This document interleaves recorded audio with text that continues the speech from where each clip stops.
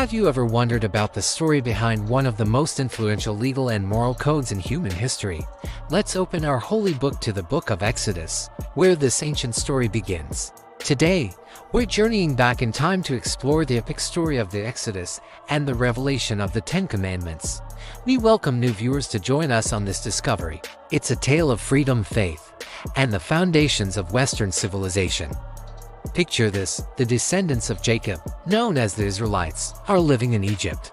Initially welcomed, they have now become a nation of slaves under a new Pharaoh who fears their growing numbers. For hundreds of years, they endure harsh labor, their cries for help seemingly unheard. But a turning point is near. In Exodus 2 verse 1-10, a Hebrew baby named Moses is saved from a royal decree and is ironically raised in the Pharaoh's own household. After fleeing Egypt as a young man in Exodus 3 verse 1-6, Moses encounters a divine presence in a burning bush. He is given a monumental task: return to Egypt and lead his people to freedom. Hesitantly, Moses, along with his brother Aaron, confronts the mighty Pharaoh, repeatedly asking him to let my people go.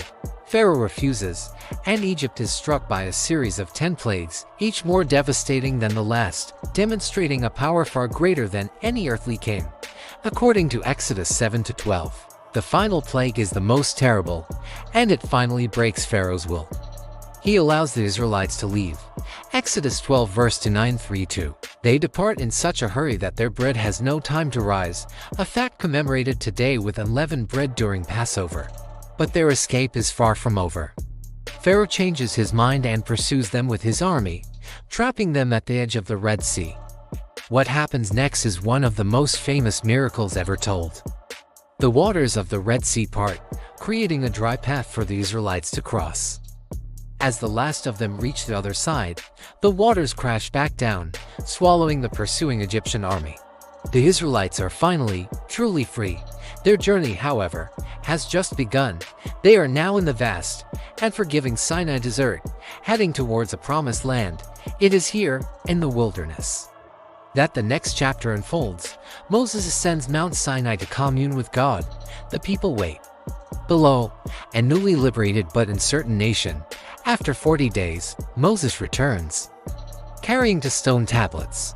Inscribed on them are the Ten Commandments, a divine code of conduct directly from God. These aren't just a random list of rules. They form a covenant, a sacred agreement.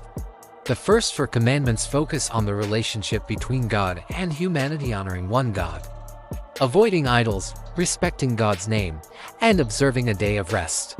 The next 6 commandments govern human relationships, honoring parents, and prohibitions against murder, adultery, theft, false testimony, and coveting. This was revolutionary.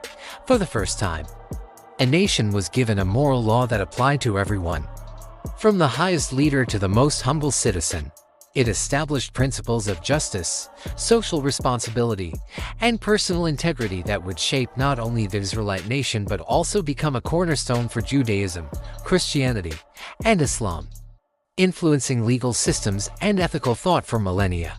The story of the Exodus is more than just an ancient tale. It's a powerful narrative about the universal human desire for freedom and justice. And the Ten Commandments continue to serve as a timeless moral compass, challenging us to live with respect for the divine and with compassion for one another.